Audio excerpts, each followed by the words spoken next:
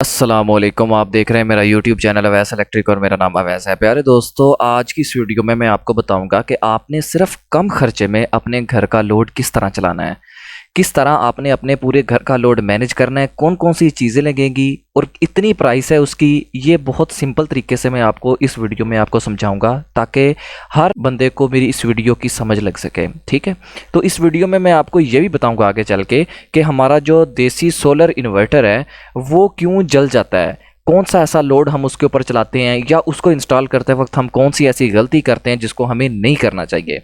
ठीक है, इसके बारे में मैं डिटेल से आपको बताऊंगा आज की इस वीडियो में। तो चलें आज की वीडियो शुरू करते हैं। सबसे पहले हम इस वीडियो में 6 सोलर पैनल के साथ एक मुकम्मल सेटअप चलाएंगे, एक मुकम्मल घर का लोड चलाएंगे।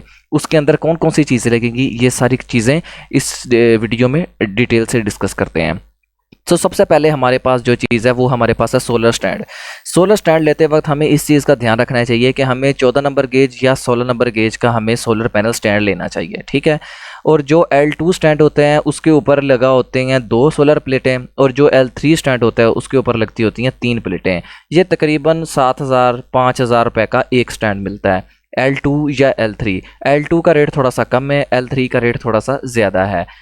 ठीक है, तो यहाँ पे मैंने L2 और L3 स्टैंड के जो कीमत लगाई है वो 15,000 रुपये लगाई है, क्योंकि हमें जो इस सिस्टम को चलाने के लिए जिन सोलर स्टैंड की ज़रूरत पड़ेगी वो 2 अदद हैं। ठीक है, तो इसलिए हमने 2 अदद सोलर स्टैंड की कीमत 15,000 लगाई है। तो ये कम या ज़्यादा भी हो सकता है मार्केट के हिसाब से।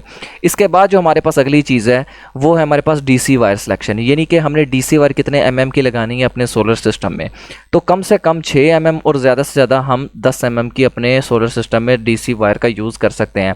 इससे ज़्यादा 16 mm में भी है। जितना गुड़ उतना ज़्यादा मीठा होगा।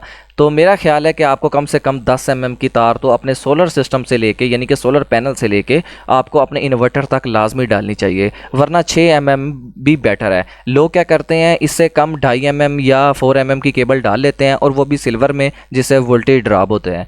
इसलिए हमेशा कॉपर की वायर का इस्तेमाल करना चाहिए ताकि वोल्टेज ड्रॉप ना हो, क्योंकि DC के वोल्टेज एक तो पहले ही थोड़े होते हैं, कुछ आप केबल नाकस डाल के कुछ और कम कर लेते हैं, जिससे हमारा इन्वर्टर मुकम्मल एफिशिएंसी हमें आउटपुट नहीं दे पाता।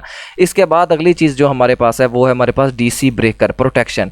ठीक है, तो तार का रेट जो हमने लगाया वो तकरीबन 10,000 रुपये की लगेगी, लेकिन इससे कम भी लग सकती है। अगर आपका वाया आपके सोलर इन्वर्टर से सोलर पैनल तक वाया आपका कम है तो इससे कम भी लग सकती है। ठीक है, ये हमने एक एवरेज लेके इसको हम चले हैं। इसके बाद हमारे पास जी है DC ब्रेकर और प्रोटेक्शन रिले।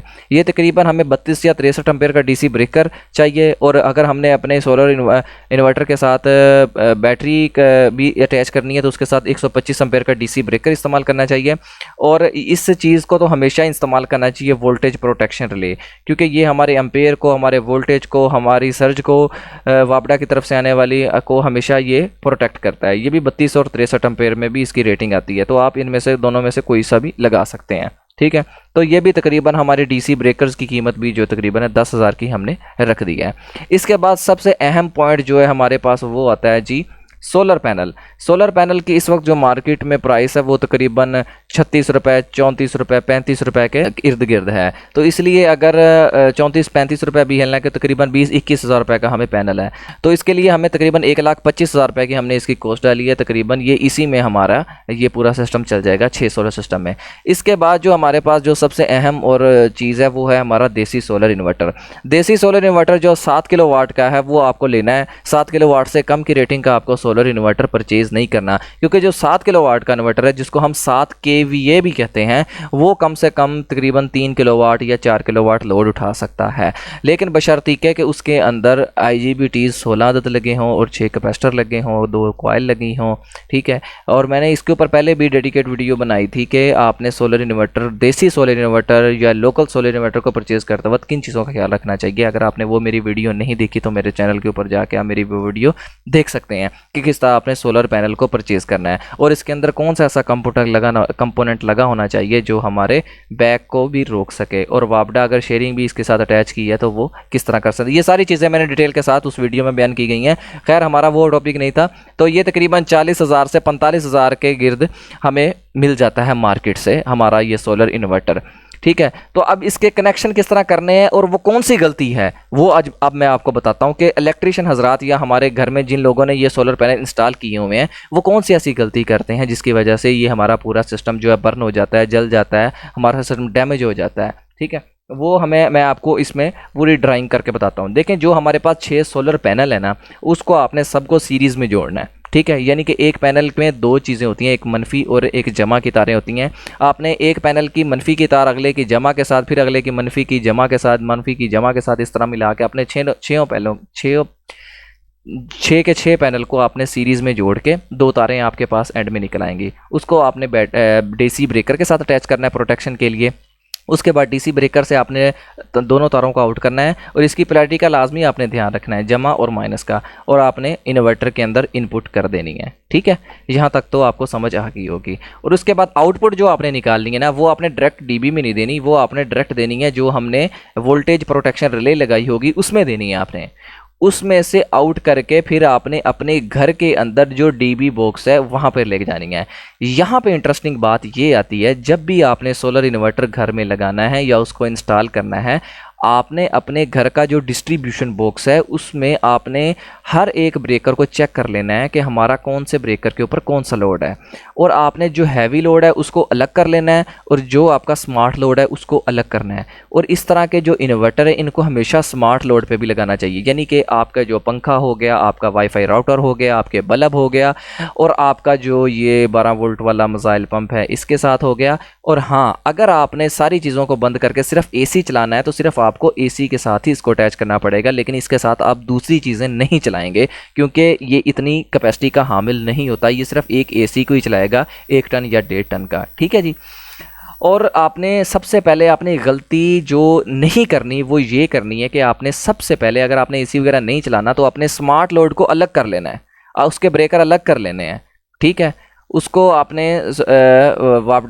उसको आपने हैवी लोड से अलग कर लेने हैं ताकि आपको जल ना सके। फिर आपने क्या करना है, जो इन्वर्टर से आउटपुट तारें हुई हैं वो प्रोटेक्शन रिले में आएंगी, प्रोटेक्शन रिले के बाद वो आएंगी आपके उस ब्रेकर में जो आपके स्मार्ट लोड में आपने अलहदा किया होगा, वहाँ से आप डिस्ट्रीब्यूशन बॉक्स कहेंगे। यहाँ पे इसका फ़ायदा ये होगा कि जब आप पंखा चलाएंगे तो पंखा चलेगा, जब आप बल्ब चलाएंगे बल्ब चलेगा। इससे ये नहीं होगा, ये नहीं कि आप अगर गलती से आपने इसके ऊपर इस्त्री चला दी है, ठीक है, तो ये ब्लास्ट हो जाएगा। अगर आपने गलती से इसके ऊपर कोई हैवी 2 लोड चला दिए, यानी कि आपने इसके ऊपर पंप भी चला दिया और इसके ऊपर बाद में आपने इस्त्री भी चला दी है, तो ये जल जाएगा। इसकी किट इतनी कारआमद नहीं होती कि ये इतना लोड बर्दाश्त कर सके। तो इस चीज़ को आपने लाजमी मद्देनज़र रखना है कि जब भी आपने सोलर इन्वर्टर को इंस्टॉल करना है, सबसे पहले आपने के जो डिस्ट्रीब्यूशन बॉक्स है, आपके घर की जो डीबी है, उसको आपने, उसके ब्रेकर आपने ट्रेस करके अलग अलग कर लेने हैं जिस पे आपने इस इन्वर्टर का लोड चलाना है, और इसको हमेशा लाइट लोड पे इस्तेमाल करें। ठीक है, ये यहाँ तक के तो आपको बात समझ आ गई होगी। इसके बाद जी हमारे पास है टोटल कॉस्ट कितनी है। देखें जी, हमारे पास टोटल कॉस्ट है जी, 2 सोलर स्टैंड जो हैं L2 L3 वो है 15,000 रुपये के। डीसी वायर की जो प्राइस है वो है 10,000 रुपये की। डीसी ब्रेकर जो है या डीबी जो हमने इंस्टॉल करनी है वो भी 10,000 रुपये की। 6 सोलर पैनल जो हैं वो है 1,25,000 रुपये के। आज की मार्केट में आज के रेट के मुताबिक 20-21 हज़ार रुपये का सोलर पैनल आराम से मिल जाता है। इसके बाद जो 7 किलोवाट का सोलर इन्वर्टर की प्राइस है वो 40,000 से 45,000 रुपये मिलती है। ठीक है, और इससे कम या ज़्यादा भी रेट हो सकते हैं। ठीक है, ये मैंने एवरेज रेट लगाए हैं। तो ये तकरीबन आपका बनता है 2,05,000 रुपये में, यानी कि 2,05,000 या 2,10,000 रुपये में या 2 लाख रुपये में आप अपने घर का मुकम्मल लोड जो है वो इसके ऊपर चला सकते हैं।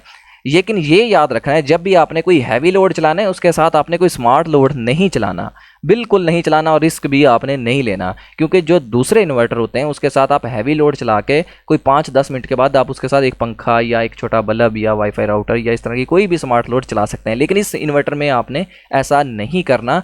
कर सकते हैं लेकिन इस इन्वर्टर को जलने का भी कोई पता नहीं चलता कि ये किस टाइम इनकी बत्ती गोल हो जाए। तो ठीक है, ये इस चीज़ को आपने लाजमी मद्देनज़र रखना है। तो उम्मीद है दोस्तों मेरी ये छोटी सी वीडियो आपको पसंद आई होगी। अगर आपको मेरी वीडियो अच्छी लगी है तो आप मेरे चैनल को सब्सक्राइब कर दें। मेरी कोशिश यही होती है कि कम से कम बजट में लोग अपने घर का लोड चला सकें और अपने बिजली के बिल की बचत कर सकें। तो उम्मीद है आपको मेरी वीडियो पसंद आई होगी। अगर ये वीडियो पसंद आई है तो मेरे चैनल को सब्सक्राइब कर दें। मज़ीद इस तरह की वीडियो देखने के लिए मेरे चैनल को विज़िट करते रहें। तब तक के लिए अल्लाह हाफिज़।